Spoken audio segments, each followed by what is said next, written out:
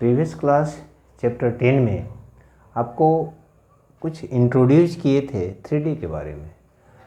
Third डायमेंशनल्स figure draw करके उसमें directions cosines, directions ratio, directions angles और पोजीशंस वेक्टर वगैरह बताए थे। यदि आपका वेक्टर चैप्टर्स बिल्कुल रिवाइज है, बिल्कुल कॉन्सेप्ट उसमें क्लियर है, तो चैप्टर 11 जो है थर्ड डायमेंशनल, जिसमें स्ट्रेट लाइन और प्लेन वगैरह जो पढ़ना है बहुत आसान हो जाएगा।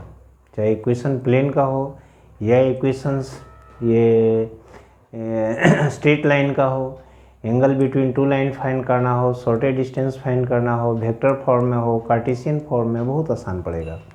सबसे पहले हम इंट्रोड्यूस इसमें करेंगे किसी पॉइंट को थर्ड डायमेंशनल स्पेस पर किस तरह से हम लोकेट करेंगे। तो एक थर्ड डायमेंशनल फिगर हम सबसे फर्स्ट हम ड्रॉ करते हैं और उस थर्ड डायमेंशनल फिगर पर हम एक पॉइंट लोकेट करेंगे P। उस पॉइंट P का कोऑर्डिनेट क्या होगा इसके बारे में आपको जानना है। सबसे फर्स्ट पॉइंट P जो हम लोकेट करेंगे उसके लिए थर्ड डायमेंशनल जो फिगर ड्रॉ कर रहे हैं, देखिएगा कितना आसान है। थर्ड डायमेंशनल फिगर ड्रॉ करना बहुत आसान है, कहीं दिक्कत नहीं है। खाली एक दो बार इसको है ना अभ्यास रखना है और इस फिगर को बहुत आसानी से ड्रॉ कर लीजिएगा। बहुत आसानी से ड्रॉ हो जाएगा। यहाँ पर पॉइंट P ले लेंगे, X Y Z। ये हमारा A हो गया, ओरिजिन हो गया, B हो गया, C हो गया, L हो गया, M हो गया और N हो गया। इस तरह से थर्ड डायमेंशनल फिगर ड्रॉ हो गया। थर्ड डायमेंशनल फिगर पर किसी एक पॉइंट को हम लोकेट किए हैं P, जिसका कोऑर्डिनेट x y z है। उसी के बारे में कुछ इंट्रोड्यूस करेंगे। Coordinate of A point in space, coordinate of A point in space में किसी पॉइंट का कोऑर्डिनेट के बारे में आपको हम बताएंगे। Let P be any points in space में कोई पॉइंट ले लिए P, वहाँ पर एक प्लेन ड्रॉ करेंगे। Through P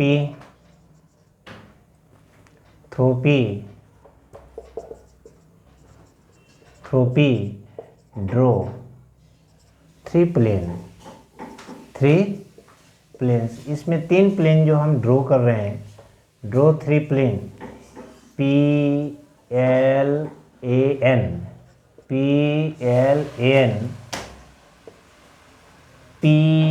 N B M and P L C M। इस तरह से थ्री प्लेन हम ड्रॉ कर लिए। P L A N, P N B M, P L C M, three plane हो गया। थ्री प्लेन हम P पॉइंट से हम ड्रॉ कर लिए, which is parallel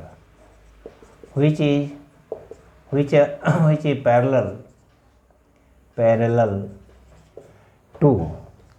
सपोज कर लीजिए कि प्लेन जो है P L A N जो है किसका पैरेलल है। ये हो गया y एक्सिस का और ये हो गया z एक्सिस का। z एक्सिस के अलोंग में ये लेंथ है, z एक्सिस के अलोंग में ये लेंथ जो है सो y एक्सिस का अलोंग में है। तो ये प्लेन जो हो गया P L N which is parallel to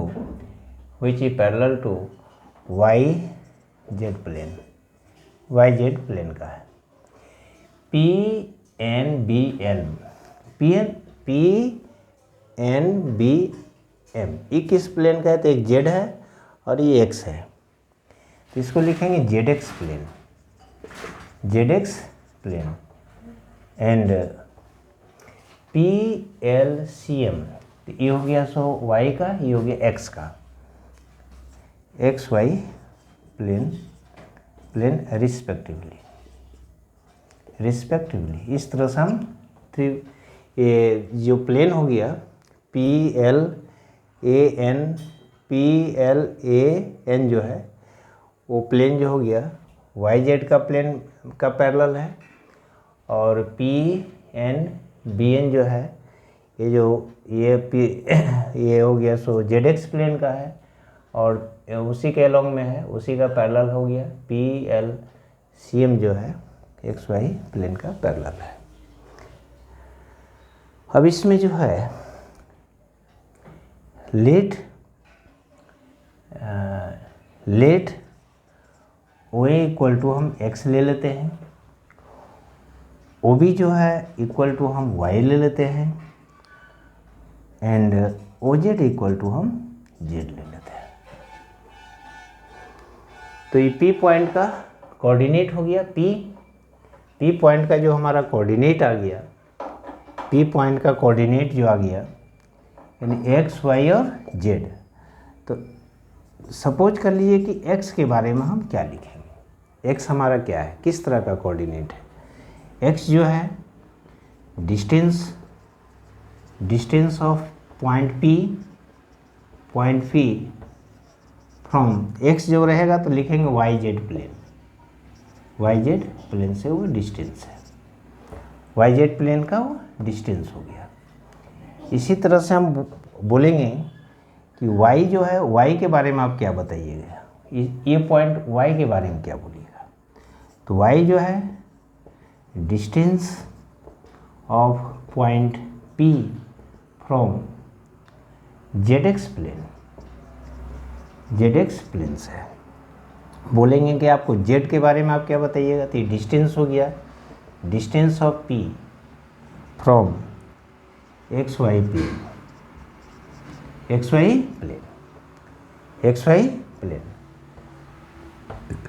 इसके बाद बताएंगे कि इक्वेशन बताइए, इक्वेशन बताना है XY प्लेन का बताइए। जिसे 11th क्लास में बताए थे कि x एक्सिस का जो इक्वेशन बताइए 2D प्लेन में समझाए थे आपको प्रीवियस ये क्लास 11 में। x एक्सिस का इक्वेशन पूछा जाए तो y equal to 0, y equations का इक्वेशन पूछा जाए तो x इक्वल टू 0। उसी तरह से यहाँ पर यदि हम पूछे, इसी में नोट में सेकेंड में ध्यान रखना है कि equations of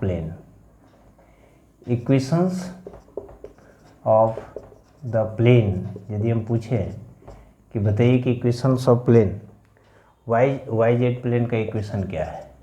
equations of plane YZ is x equal to 0। Second, equations of the plane ZX is y equal to 0. Equations of the plane XY is z equal to 0। इस तरह से thus the coordinate of points PB x y z। x के बारे में बता दिए कि x क्या है, तो distance of point P from YZ plane. y क्या है, distance of point P from ZX plane. z क्या है, तो distance of point P from XY planes. इस तरह से आपको जानना है। इसी तरह से यदि पोजीशंस वेक्टर पॉइंट P का यदि पूछा जाए, तो पोजीशंस वेक्टर यदि पूछा जाए तो यूनिट वेक्टर ये I हो गया, ये J है और ये K। यूनिट वेक्टर्स OX के अलोंग में I ले लिए, OY के अलोंग में J ले लिए और OZ के अलोंग में क्या लिए, K ले लिए। यूनिट वेक्टर ले लिए x y z, each other पर ये परपेंडिकुलर है।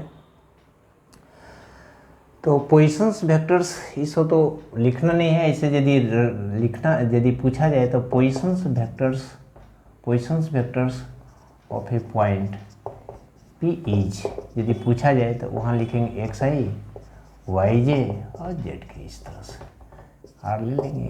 Positions vectors of the plane यदि है तो इस तरह से वेक्टर फॉर्म में हम लिख लेंगे उसको। इसके बाद आपको जानना है इसी में, प्रीवियस क्लास जो पढ़ा रहे थे चैप्टर 10, उसमें directions cosines, directions angles, directions cosines, directions ratio, इसके बारे में डिटेल में बताए थे। और नहीं तो वीडियो है ना अपलोड किया हुआ है ये वेक्टर चैप्टर 10 का, उसमें भी थोड़ा सा एक बार देख लेना है। ये जो 3D जो अभी आप पढ़ रहे हैं चैप्टर 11, चैप्टर 10 से डीपली रिलेटेड है। यदि आपका वेक्टर सेक्शंस सही से रिवीजन नहीं है तो फिर ये 3D चैप्टर 11 पढ़ने में बहुत दिक्कत होगा, कारण इसमें जो इक्वेशंस होगा प्लेन का, इक्वेशंस होगा जो स्ट्रेट लाइन का, वेक्टर भी फॉर्म में होगा और कार्टेशियन फॉर्म में भी होगा। X y z Cartesian form का रहेगा और आर थीटा वगैरह जो भी रिलेशन रहेगा वो वेक्टर फॉर्म में होगा। तो इसमें लिखेंगे directions cosines, directions cosines and directions ratio of A line. किसी लाइन का डायरेक्शंस कोसाइंस और डायरेक्शंस रेशियो के बारे में जानना है। तो लेट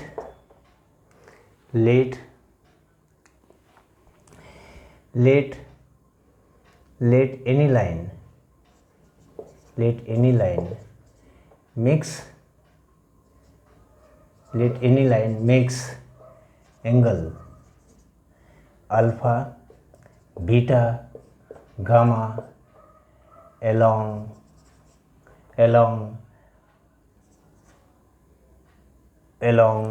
x-axis,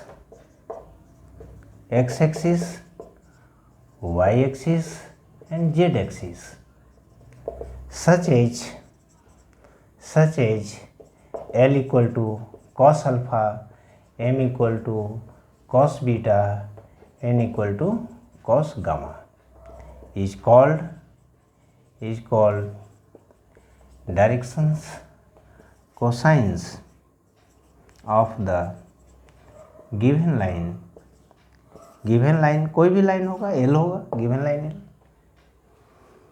also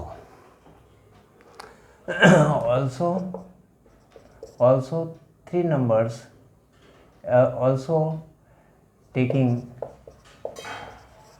3 numbers ले लेते हैं। also taking 3 numbers A, B, C, which is proportional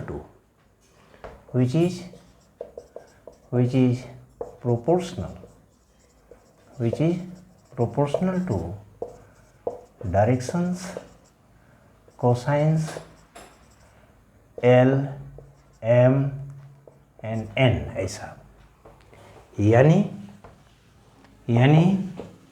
L by A, M by B,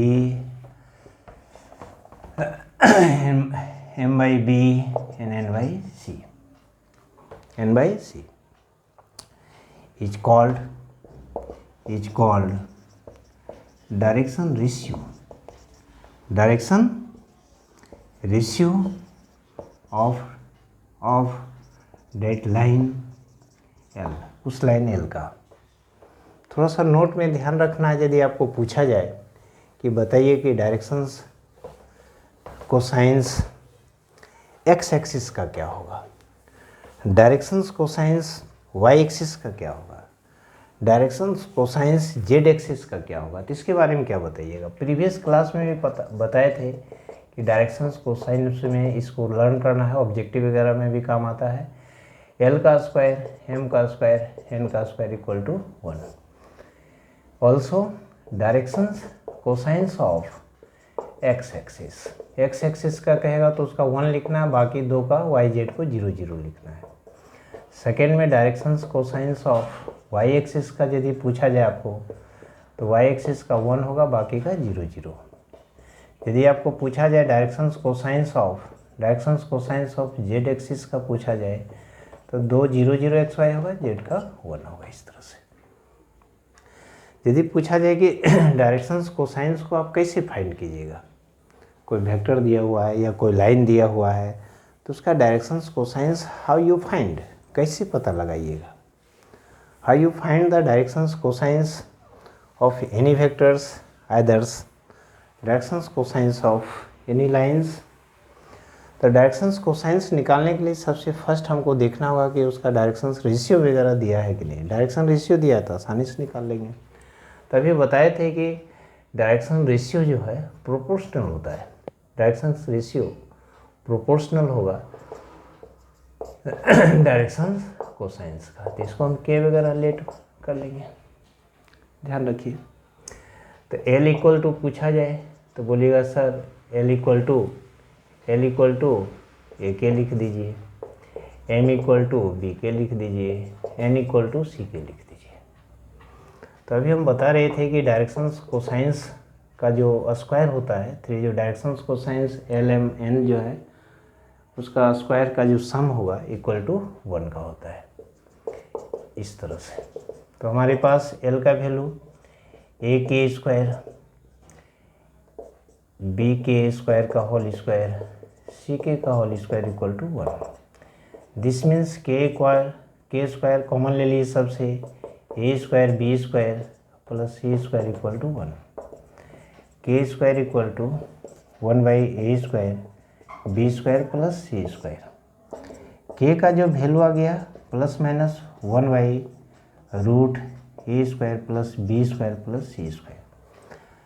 तो इस पॉइंट का यदि हम डायरेक्शंस ये कोसाइंस लिखना चाहें तो एल इक्वल टू क्या है हमारे पास, ए के यानी A by root A square B square plus C square. A B C तो डायरेक्शन रेशियो है। यदि सिमिलरली इसी प्रकार M equal to B by root A square B square और C square, N equal to C by root A square B square plus C square. इस तरह से directions cosines find कर लीजिएगा। इफ़ डायरेक्शंस रेशियो और given the lines और the lines either in vector forms और इन Cartesian forms. Next जो है टू एंगल दिया हुआ है, टू एंगल्स के बीच में टू लाइंस दिया हुआ है, उसके बीच में एंगल वगैरह हम लोग कैसे फाइंड करेंगे।